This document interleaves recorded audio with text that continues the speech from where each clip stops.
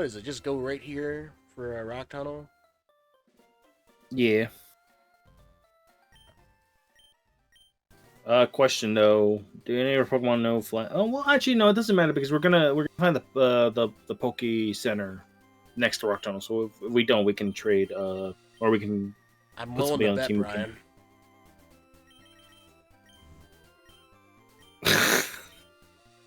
Don't teach the drowsy flash.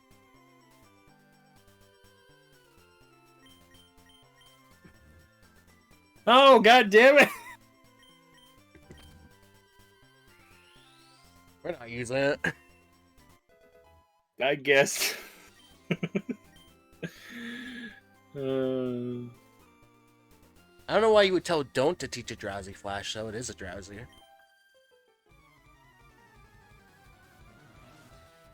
You know what I mean.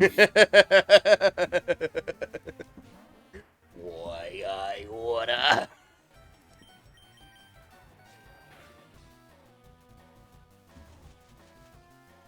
Alright, that's deserved.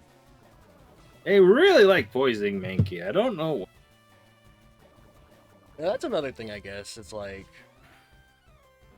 we're doing in this run. Like, I've designated our fly spot to be something kind of bizarre. So it's just like, yeah, every time grass types, it's like, oh, we don't got fire, we don't got flying. Here we are, we're back again. You better not believe we have any bug type moves on us. Maybe that was the use case for a Beedrill. I guess that's another question. How do you feel about early bugs? I think I've done what everyone's done at least once and used like beautifly. That's not the one. Butterfree is like a temp party member, just like something to carry you over. But it's like I don't think I've ever used any of the others like that. Like I've never used Beautifly. I've never used Dustox. Never used Beedrill actually. For me, actually, the first ever time I really did something like that was Black and White 2. Leavanny. Oh yeah, Leavanny. I remember. Not when I played Black and White. There was a randomizer that I think you were there for. I remember using Leavanny. I was like, oh, this is going to be a novel experience. I'm sure I'll figure out some cool niche this Leavanny can do. And I realized Leavanny's niche is to suck. Like, what's your special ability? It sucks. Not even like, cause it's weird because it's like oh, it learns Leaf Blade, it learns Leaf Tornado. Like you think, oh, it'll be like a decent like physical attacker, but then it's like, I think the use case for it is because what is it, level 28? It evolves that? I might be wrong because I know it has to go from Sawaddle first. But, well, I gotta go, yeah, Sawaddle, then Swabloon. Yeah, and then it's like, it's not as fast as Beautifly. I keep saying Beautifly instead of Butterfree. I don't know, but it's like, it doesn't evolve fast, and it's like the idea is like in your head, it's like, oh, you're a more long-term bug type. It's like, no, it just really gets outpaced fast compared to the other, like, even among both like bug and grass in that game. Because what are the options for bug? You could get Dwebble, which is pretty decent. You can get the most people's first good bug type. Well, no. Most people's first good bug type is Heracross. Heracross? Yeah, Heracross. I was gonna say, like, wait, hold on. We're forgetting to mention one certain bug in this group. It's like, oh yeah. It's like, yeah, Scolopede's my goat. Scolopede's my goat. Is there someone you forgot? That was your goat first? But yeah, it's like there's Venipede, the Venipede line. Like, it's pretty good. I think there's not really many other bugs past those in Black and White specifically, but then it's like, then you think of like, okay, yeah, because it's kind of dependent on how you really want to use them. Because I mean, there's again Leavanny's whole line, which by the way, it evolves via friendship. Oh boy. Yeah, it evolves from Swallow with high friendship, which is kind of like an thing. But there's them. You mentioned Venipede's line. Shelmet and Carablast having the unique aspect of trading each other to get Excavalier and Excelgor, which is like, would you like a super fast bug or would you like a tanky bug? You know, I've never actually used them either, but that's because I've never been asked enough to do their evolution sequence. Fair. I mean, it's like a really big idea of like, what if I actually legit like set up where I have the thing, but then it's just like too much of a hassle. I think. Yeah. I'm sure they're great when you actually get a. 1 second. Oh. Be so funny. It's gonna be Eradicate. A low kick. Goodbye, low kick. You helped us a lot, but a move that never misses and is flying type.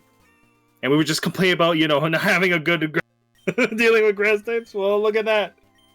It's like my birthday. So I'm trying to think, because I've never used Shell My Carablast, and it's like, I'm trying to do it on the grass type side of things. I feel like for Gen 5 typically, it's like there's obviously there's the version exclusive options. There's what's it? Oh, come on. That didn't survive. Sorry, I'm just like Machop gets it with aerial ace, and it somehow tanked that. Is Cottony? No, Cottony is. What does it evolve into? Because Whimsicott turns. Whimsicott. Oh, it is Whimsicott. Okay. Yeah. Hey, look, Seismic Toss. Not interesting. But it's like there's Cottony and Whimsicott, which is version exclusive with Lilligant's. With Petalil and Lilligant, which. I mean, to be honest, I never really used the grass types in Gen 5 all that much. I can say, well, obviously, I think in today's meta, everyone understands that Whimsicott's good because of Prankster, and that even in like single battles, like Tailwind puts the work in, and then Lilligant. I think Lilligant's one of those investment Pokemons because if you give it time, it'll learn Petal Dance, it'll learn Quiver Dance. It dances basically, it just dances all over the opponent. You wait long enough, it starts dancing. Okay. And genuinely. Oh wait, shoot! I just realized. Like I say, like I never really spent much with the Gen 5 grass types. How can I forget? Giro Maractus. But yeah, I think Lilligant's pretty good. Like I think if you're going for an offensive grass type in Unova, I've never used Maractus, so I think this is best answered by you. But personally, I think if you're not going Superior, you go Lilligant. I mean, to be honest, I think Lilligant has more of the better support. I mean, you learn Teeter Dance, I think, as you can confuse your opponents, but like, I think you gotta rely more on like setup, like having somebody use Solar or what's it called, Sunny Day, because I think it has Chlorophyll for the ability. I may be wrong though. I think they both have Chlorophyll. Well, at that point, you just stick to Lilligant. That's a funny thing, because I feel like two of the grass types I like using in Gen 5 are both like setup dependent, because there's Lilligant and then there's Superior, and I know Superior, depending on where you are, like it can get pretty low rated, but I've always liked it because I like Coil, I like the Coil setups. I think I've been on record that I've had some very funny encounters where it's like, oh, this guy can't get through a grass type, huh? Well, I'm just gonna coil up. Gonna become the spring. Just watch. Because like even just going through Servine. Well, actually, no. I think the Snivy to Servine is probably the worst part of Superior, because like you don't get coil. Your best move becomes like Leaf Tornado, and then it's just like, okay, he's gonna have to go along until eventually you reach that Superior, and then it's like. Actually, wait. Could you continue back that pathway? We check the rock. I think you get an item.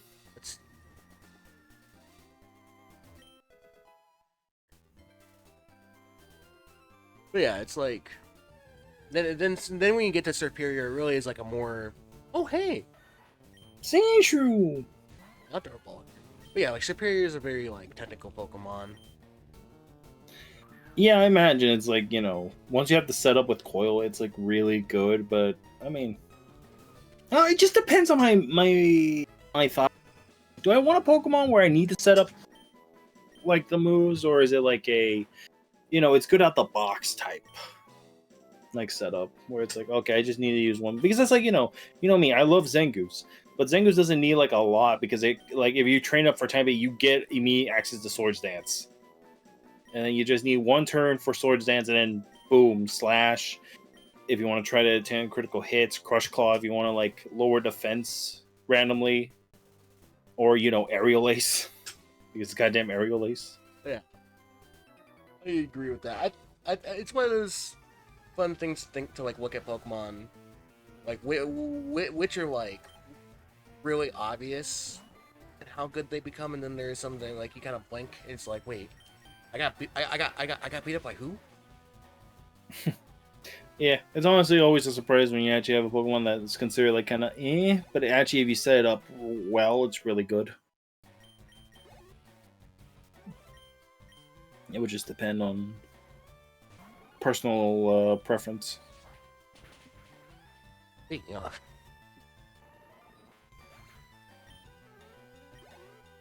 actually, have I ever used Venonat? I don't think I can actually champion that Pokemon. I don't know. I've always thought the design was cool. I don't like its evolution. Design is cool. Venomoth is kind of It would just depend on like, again, setting up the team. But I think you get Venonat, if I'm not mistaken, either Safari Zone or like by Fuchsia. So again, it takes a while to actually get one.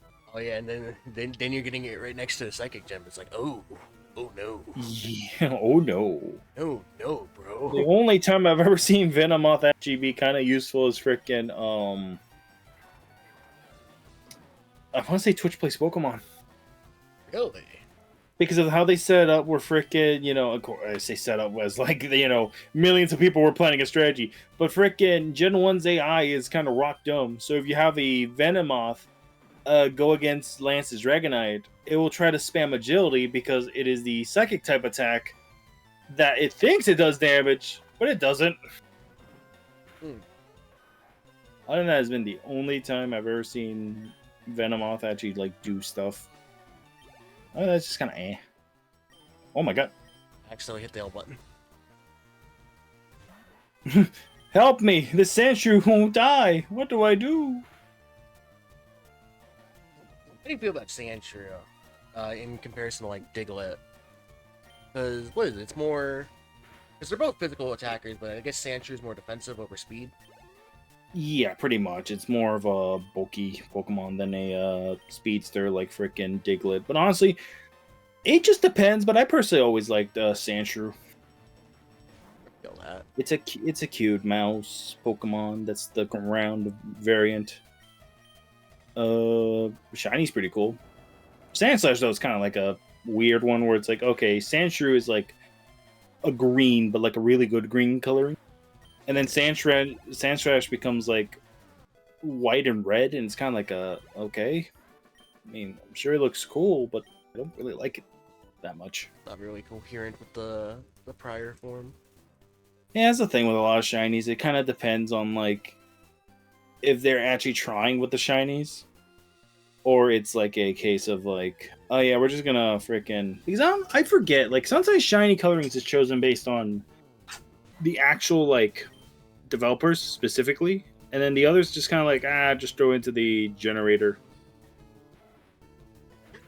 It's just you see, I know what you mean, but it's also it really just sounds like Rock. Choose a shiny palette for this Pokemon.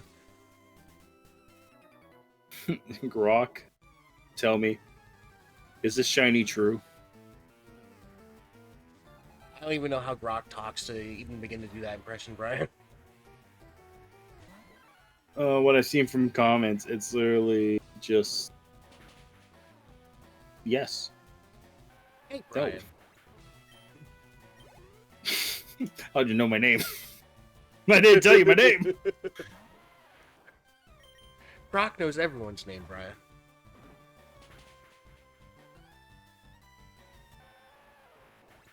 This is how the downfall begins. You rely too much on Grok, and Grok becomes real. Yuppers.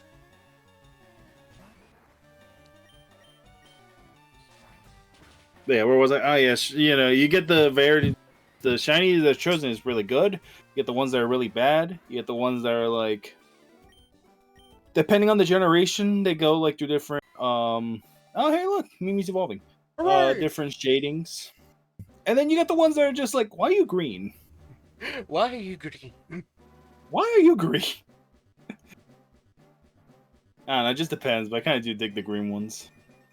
That's fair. Congratulations, Mimi. You finally evolved. Ew. Rage! Oh.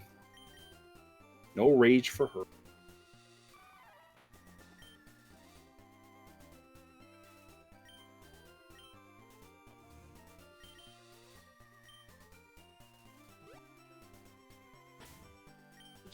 Primate out in front.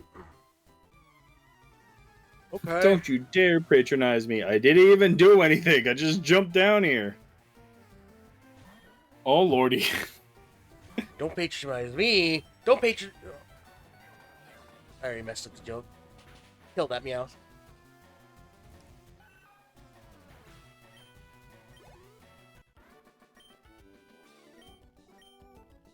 You're too much. Well, you shouldn't pick the fight with me. Oh, hallelujah. We made it the right. Let's see. Got anything funny here? Voltorbs. Oh no, I'll never catch a Voltorb.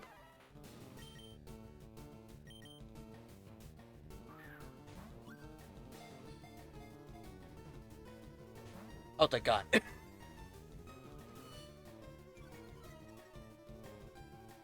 Right, I don't know what it is about you, but I've been getting freaked out every time I catch a Pokemon without damaging it. Okay. Cool.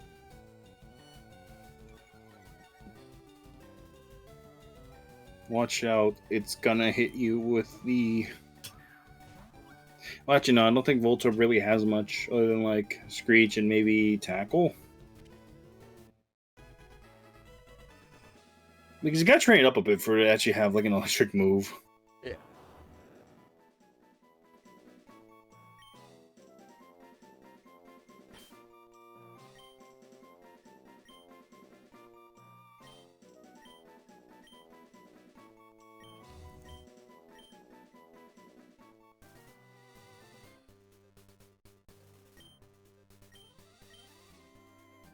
Get rid of all the trees. Tour, man. I believe if you check the wall, though, you do get an item. Nice.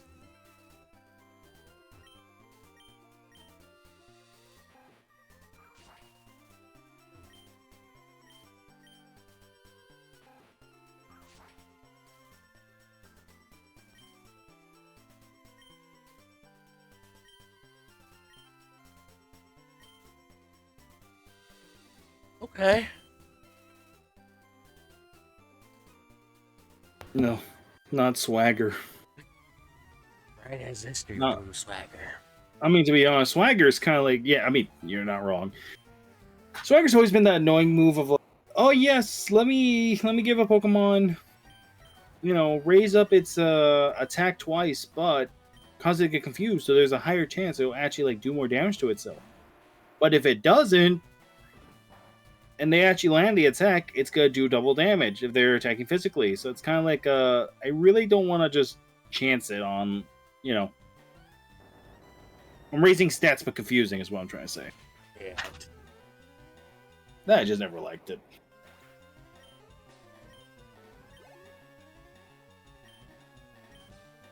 God, it's a cup fairy.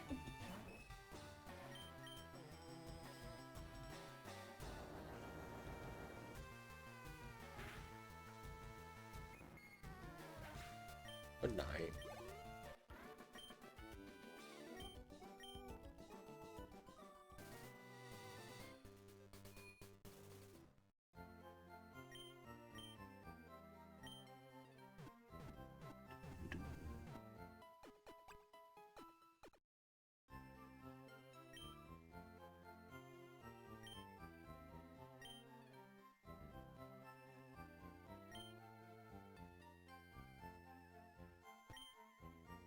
tempo. Yo. Only 17. Ah, 3 off. Man, don't you want a stone that prevents evolution? Ew.